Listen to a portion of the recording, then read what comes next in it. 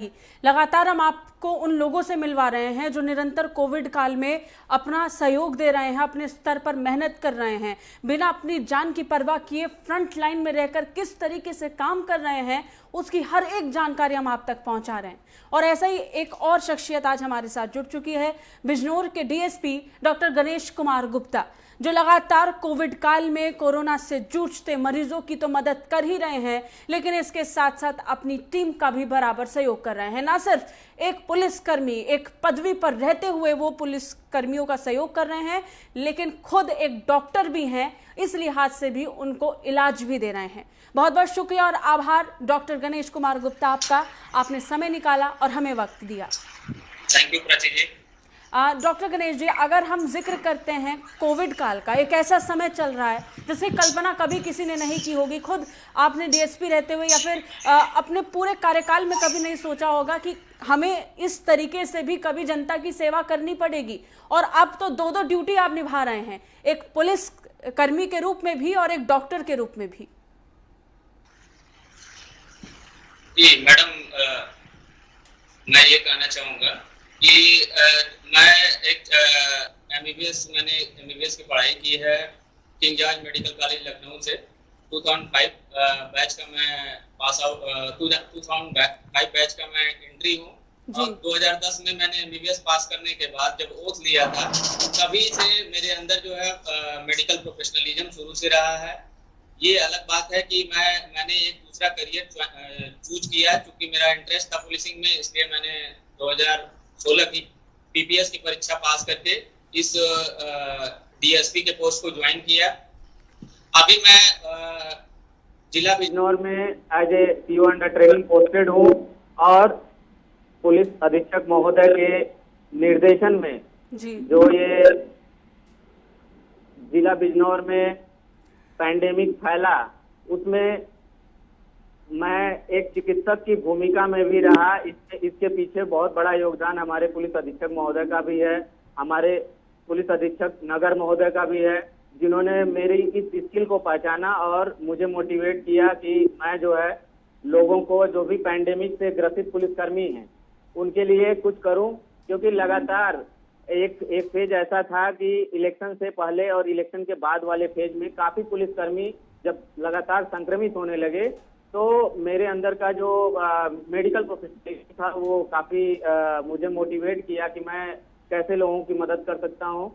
मैंने अपने पुलिस अधीक्षक महोदय से बात की, पुलिस अधीक्षक नगर महोदय से बात की कि सर इसमें जो भी कोरोना के मरीज जो भी सिम्टोमेटिक हो रहे हैं, इनको तुरंत मेडिसिन और आइसोलेशन की जरूरत है, क्योंकि ये संक्रमण ऐसा है कि अगर इसमें पेशेंट को जो पॉजिटिव हुए हैं उनको आइसोलेट नहीं किया गया तो वो न जाने कितने पेशेंटों को और कितने और लोगों को इन्फेक्ट कर देंगे। तो इस स्ट्रेटजी पे ध्यान रखते हुए मैंने सर से ये बोला कि सर यहाँ पे पूरे बिजनौर में स्पेशली पुलिस लाइन में एक बड़ा आइसोलेशन सेंटर बनाया जाए। और माननीय पुलिस अधीक्षक महोदय ने 50 बेड का आइसोलेशन सेंटर यहाँ पे पुलिस लाइन में बनाया जी। उस पुलिस लाइन में ऑक्सीजन की व्यवस्था के साथ साथ दवाओं का, हर मरीज के लिए एक दवा का किट तैयार किया गया, जिसमें सिम्टोमेटिक इलाज के साथ साथ कोविड के इन्फेक्शन का एंटीवायरल ड्रग्स और एंटी इन्फ्लेमेटरी ड्रग्स, स्टेरॉइड्स वगैरह सारी चीजें ऐड की गई ताकि हर लेवल के पेशेंट का इलाज किया जा सके। यानी कुल मिलाकर सिम्टोमेटिक इलाज से लेकर असिम्टोमेटिक होने तक की जो प्रक्रिया है उसमें आपने अपने सहयोगियों का बराबर साथ दिया है। और आप बता रहे हैं किस तरीके से आपका योगदान रहा। एक आइसोलेशन सेंटर बना दिया पुलिस कर्मियों के लिए, ना सिर्फ आइसोलेशन सेंटर बनाया, उनके इलाज के लिए भी महत्वपूर्ण भूमिका अदा की। अगर पिछले कुछ वक्त को देखते हैं, पहला वेव जब कोरोना की आई तब लगा कि हम जीत गए हैं, सेकेंड वेव ने वाकई बहुत बड़े स्तर पर टक्कर दी और इससे हम जूझते हुए नजर आए। तो अगर हम दूसरी लहर का जिक्र करते हैं तो दूसरी लहर में किन किन परेशानियों का सामना करना पड़ा, चाहे लोगों के लिए है या फिर आपके अपने सहयोगी जो लगातार इससे जूझते हुए नजर आए। फ्रंट लाइन में रहकर के आपके बहुत से सहयोगी लगातार कोविड काल में बाहर जाकर काम कर रहे थे, तो कुछ मरीज बनकर उनका इलाज आपको करना पड़ रहा था। कैसा समय रहा था ये? देखिए प्राची जी, एक बात बिल्कुल क्लियर है कि चूंकि ये ऐसी पैंडेमिक ऐसा वायरस है जो कि कांटेक्ट में आने पे फैलता है।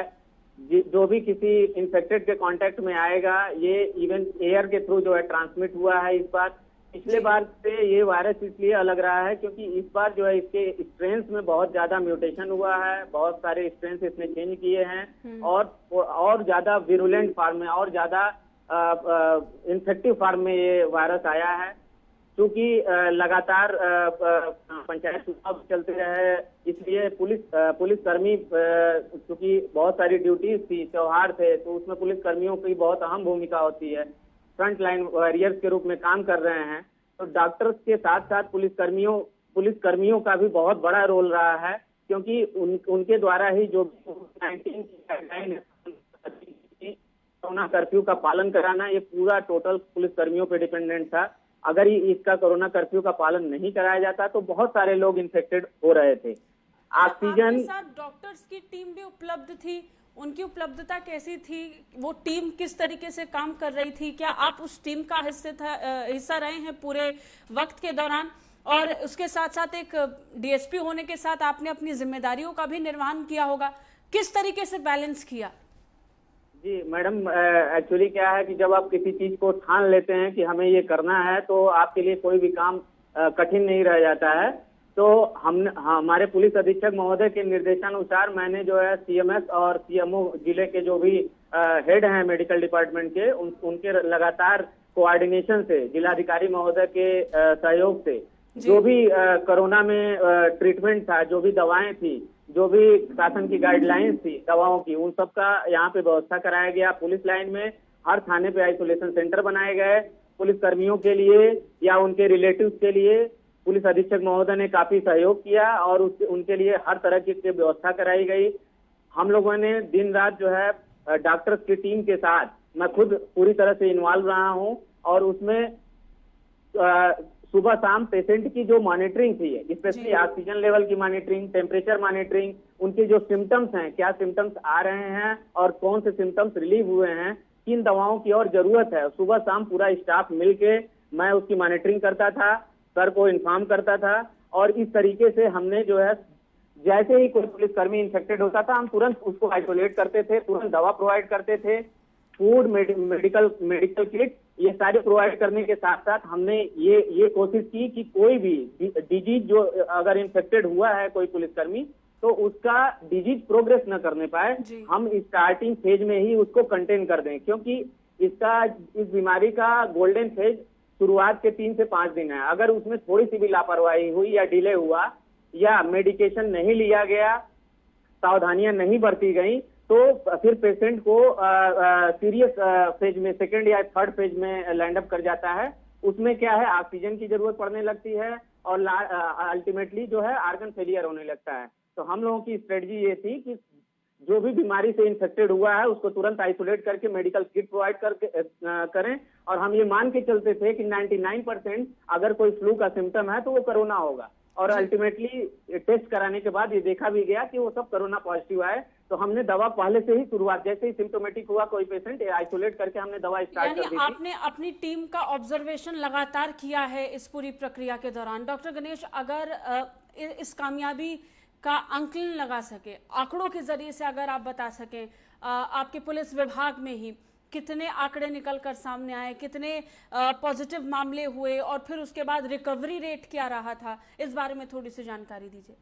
मैडम, मैं आपको बता दूं कि जनपद बिजनौर में जो आज तक का डेटा है, उसमें हमारे 192 पुलिसकर्मी जो फ्रंट लाइन वॉरियर्स के रूप में काम कर रहे थे, ड्यूटी कर रहे थे, आज तक 192 पुलिसकर्मी पॉजिटिव हुए हैं, जिसमें से मेडिकल इंटरवेंशन, प्रॉपर मॉनिटरिंग और पुलिस अधीक्षक महोदय के निर्देश के अनुसार जो भी गाइडलाइंस का पालन किया गया, उसके तहत सारे पुलिसकर्मी लगभग 21 अभी पॉजिटिव हैं जो रिकवरी फेज में हैं। बाकी सारे निगेटिव आके अपनी ड्यूटी ज्वाइन कर चुके हैं और कुछ जो बहुत ज्यादा वीकनेस से ग्रसित हैं या जो प्रेग्नेंट लेडी पुलिसकर्मी हैं, उनको थोड़ा सा और टाइम दिया गया है पुलिस अधीक्षक महोदय के द्वारा।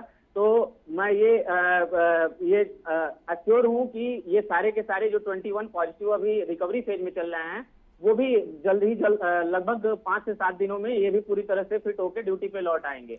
बहुत अभिनंदन आपको, बहुत सराहनीय कदम है। निश्चित तौर पर जिस तरीके से काम आपने इस दौरान किया है, ये आंकड़े दर्शा रहे हैं कि कितनी मेहनत और किस तरीके से आपने अपने आप को पूरी तरीके से इस कोरोना काल में झोंक दिया और काम किया है।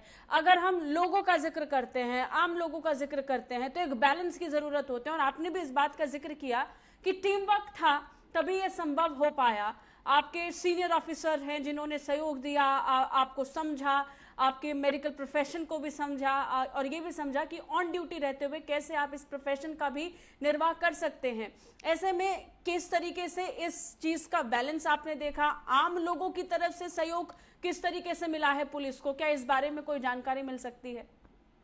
देखिए, कोई भी अगर चैलेंज है तो उसको टीम वर्क से बहुत इजीली जो है सॉल्व किया जा सकता है। और उसका उदाहरण आपके सामने है कि हमारे यहाँ जो भी 192 पुलिसकर्मी पॉजिटिव हैं, जो जिसका डेटा हम लोगों के पास पर डे का सुबह शाम की मॉनिटरिंग का पर पेशेंट का डेटा रिकॉर्डेड है, यहाँ पे अवेलेबल है, कभी भी कोई कलेक्ट कर सकता है।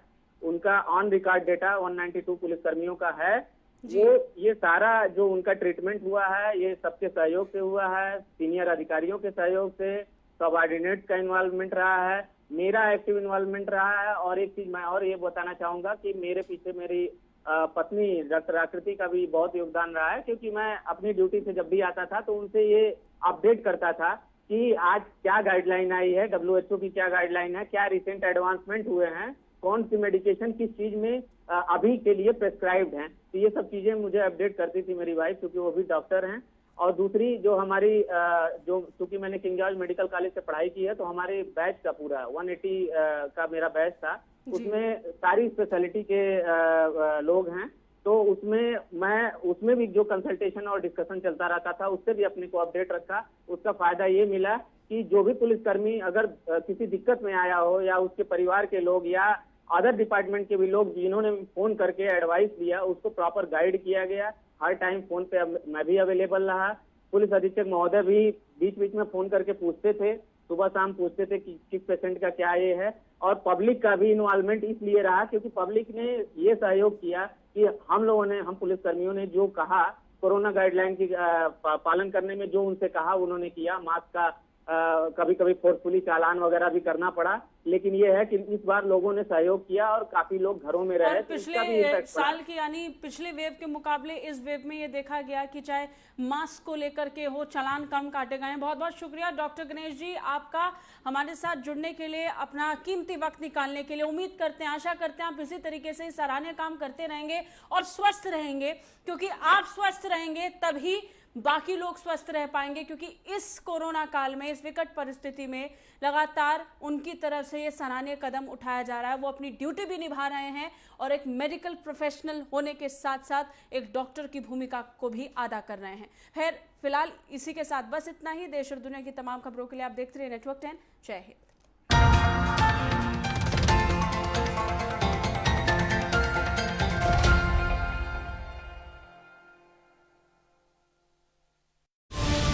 राजनीति की बिसात पर शहमात का खेल कहां से निकली, विकास की लखनऊ में मेरठ की क्रांति, बुंदेलखंड की झांसी, प्रयागराज का संगम, आगरा का ताज। अब होगी यूपी के हर